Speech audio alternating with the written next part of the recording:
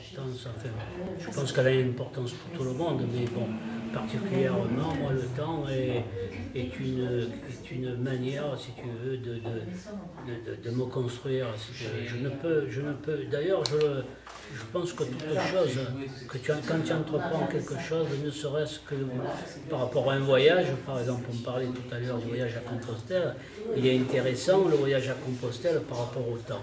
Je m'explique, si tu vas marcher 3 jours sur le chemin de Compostelle, c'est quelque chose d'éphémère, si tu veux, ça va pas. Mais si tu pars pendant 2 mois et demi dans cette aventure avec un sac sur le dos, effectivement, le temps va construire quelque chose. D'ailleurs, je conseille aux gens qui font le voyage de le faire entièrement, mais pas quand on peut le faire. Dans l'œuvre d'art, c'est pareil, c'est le temps est le sculpteur suprême, c'est lui qui façonne ta vision du monde, et c'est lui aussi qui amène des éléments importants à voir comment effectivement toi tu réagis par rapport à ça. Tu deviens un petit peu le récepteur. Hein? Le temps devient en même temps une mémoire. Voilà. Alors le bonheur, pour moi le bonheur, oui, le bonheur c'est d'avoir tous les jours un regard sur des choses effectivement qui te nourrissent surtout. C'est-à-dire il ne faut pas chercher les grands. Tu sais, je crois qu'il ne faut pas chercher les grands thèmes dans le bonheur. Il faut chercher ce que la vie t'offre. Comme disait Rilke, même si tu es dans une prison, tu peux te raccrocher à ton enfance dans la mémoire, si tu veux. Et en même temps, ça peut être aussi une source de bonheur. C'est-à-dire, ne serait-ce que les petits instants que tu as passés avec l'être que tu as aimé, ne serait-ce que ta mère ou ton père. C'est important. Dans le bonheur, je crois qu'il faut le relativiser et le voir pas dans son concept compliqué, mais dans cette simplicité, c'est-à-dire entendre, de voir des oiseaux à travers sa fenêtre ou un vol de goéland, ça peut être aussi une forme de bonheur. La peinture, alors déjà, la peinture au départ, ce qui m'a rebuté dans la peinture, chose que je n'avais pas comprise au départ, c'est que lorsque je prenais une toile et que je la mettais sur le chevalet, j'étais déjà, si tu veux, dans un territoire limité, si tu veux. La toile me donnait, je ne pouvais pas sortir de la toile. D'ailleurs, je continue dans le travail que je fais, c'est toujours présent, puisque je sors du cadre du dessin pour élargir mon horizon. Et là, c'était pareil, d'un seul coup, la peinture est devenue, je me suis renfermé sur ça, je ne pouvais pas sortir. Après, j'ai fait une autre expérience, je peignais sur de la toile qui n'était pas sur un châssis, carrément au sol. Et là, effectivement, j'étais arrivé à découper à un moment ce qui me satisfaisait dans ce que j'avais fait. Donc j'évitais en faisant ça le remplissage qu'on peut avoir dans une toile, si tu veux. Et je crois que là, ça a été une rupture petit à petit par rapport à la peinture. Et puis, le territoire de la peinture, par rapport à la peinture, à la toile, et quelque part, j'étais toujours dans la même notion. J'avais besoin d'aventure, j'avais besoin de découvrir des matériaux, un peu comme un défi en définitive, mais en même temps, le bois était déjà un réceptacle en soi, il y avait ce mystère, il y avait cette provenance, il y avait toute la poésie que cela amène. Voilà un peu ce qui a fait que la peinture, pour moi, à un moment donné, bien sûr, je ne renie pas ce que j'ai appris à l'époque. Je n'ai pas dit que dans quelques années, je ne me remets pas devant une toile, ou devant... ça serait même surprenant de voir ce qu'il en sortirait après un parcours où j'ai quand même un peu médité sur ce geste, si tu veux. En définitive, je ne sais jamais ce qui va sortir d'une sculpture, dans ce sens où il y a parfois certaines sculptures, il y a deux manières. Il y a une manière premièrement, de sentir par exemple une émotion forte dans des circonstances, ou alors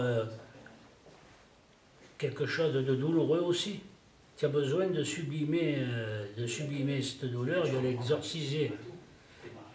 Alors, l'histoire est simple, je dis souvent, au lieu d'aller voir un psychiatre, tu fais une sculpture, tu économises de l'argent, et en même temps, c'est plus efficace, certainement, parfois, que d'aller voir un psychologue ou un psychiatre. Voilà un peu. Alors, dire qu'au départ, effectivement, tu as une partie comme ça exutoire, je dis bien exutoire, qui fait que la sculpture, c'est aussi un moyen de sortir du marasme et de la solitude et du traumatisme.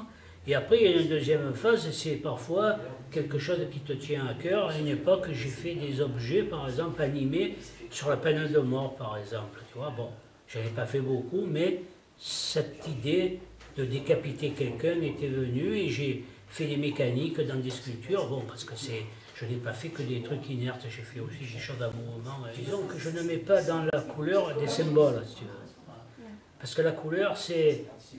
Pour moi, la couleur est quand même... Bon, c'est quand même artificiel un peu la couleur, par rapport à la couleur que tu trouves dans la nature, tout ça. On l'approche, mais on n'est jamais... Peut-être les grands maîtres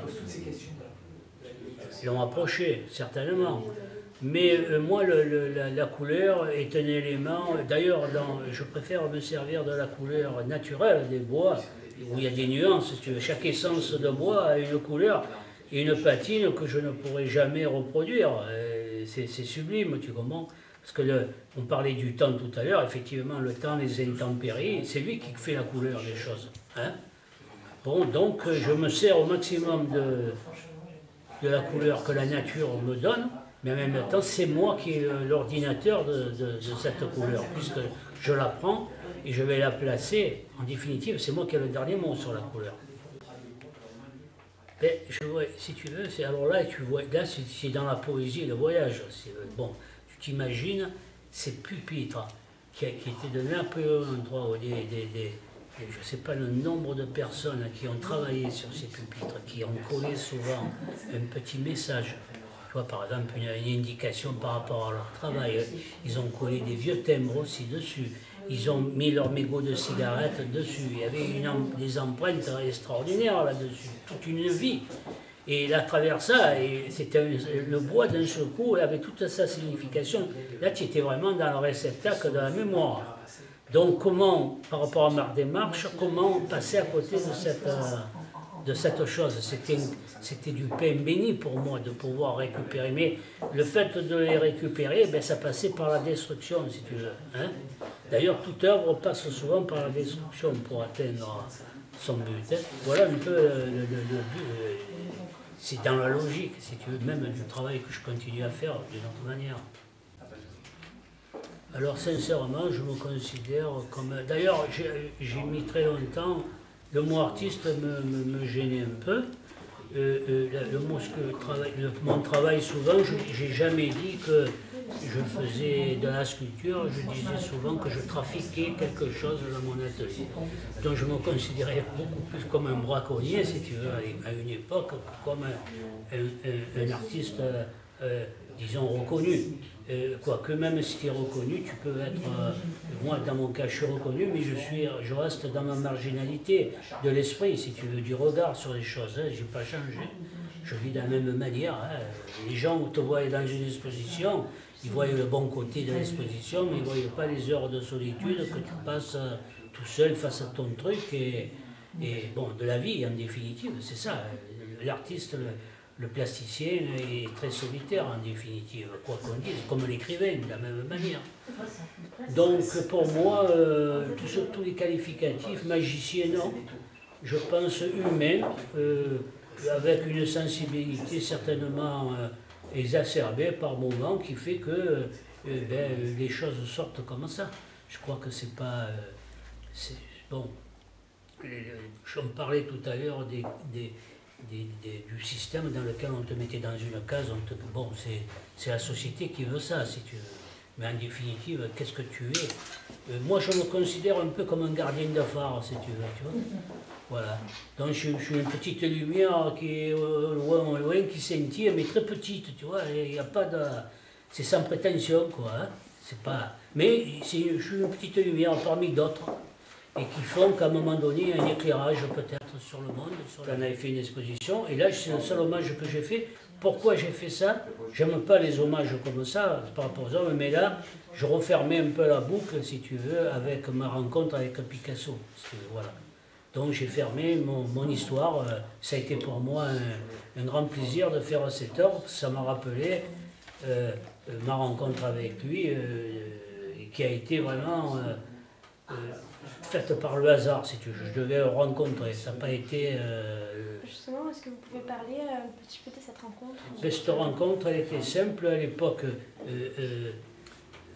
Picasso faisait le portrait de Jacqueline Picasso, sa dernière femme. Il était habité Vauvenargues à l'époque. Et il faisait le portrait de Picasso, mais il le faisait en lithographie. Et à Marseille, il y avait un grand lithographe qui est décédé depuis, qui s'appelait Gioberto, qui lui connaissait tous les plus grands artistes. Dans son atelier venaient des grands artistes comme Lursa, Chagall. Bon. Et lorsqu'on avait la chance de faire partie un petit peu, de faire partie un peu de cette forme d'amis comme ça, ben on pouvait avoir accès à rencontrer des gens exceptionnels. Donc j'ai eu cette chance, et ce jour-là, Berthoud n'avait pas de moyens de locomotion, il était un peu anarchiste sur les bords. Hein. Il m'a dit, bah, écoute, tu pouvais me mener à Vauvenargues, je vais voir Picasso, inutile de te dire que je ne me suis pas fait prier, j'y suis allé. Tu vois. Voilà un peu comment les choses se sont passées. Simplement, parce qu'il n'y avait pas de moyens de locomotion et que moi, le fait de rencontrer Picasso, à la limite, j'aurais fait... disons que la musique, pour moi, a été un moyen... Bon, la musique, c'est pareil. C'était au départ... j'ai commencé... j'ai joué avec des manouches, hein, parce que ma vocation... oui, mon désir musical est beaucoup plus dans cette musique, je dirais, un peu du jazz manouche et qu'est-ce qu'on pourrait dire, un peu tout ce qui est musique des pays de l'Est, hein, comme les Zidane et compagnie. Donc pour moi, c'était ma source. Et j'ai appris au début, tout jeune, à l'oreille, avec les gitans, hein, les manouches. Et c'est comme ça que mon désir, après, j'ai étudié, j'ai appris quand même la musique. Je ne suis pas un grand lecteur, mais je peux déchiffrer une partoche. Et après, j'ai eu des aventures dans des formations, dans des petits orchestres où on était souvent pas plus de 4 musiciens. Et voilà. Mais ceci a toujours fait partie d'un côté festif chez moi. Hein, et toujours quand même, malgré tout, cette part du voyage, si tu veux. Parce que avant, les gens du voyage, c'était un peu comme un voyage à Compostelle. Hein, tu partais, voilà, c'est ça un peu. Tout ça, si tu veux, je crois qu'on est le fils de quelque chose, quelque part, qui nous échappe. Hein. Il y a des gens qui aiment être sédentaires et d'autres qui aiment bouger. Ouais, c'est comme ça. Mais lorsque je suis parti, j'ai été obligé, pour gagner ma vie et pour vivre, de faire des petits boulots comme tout le monde à un moment donné.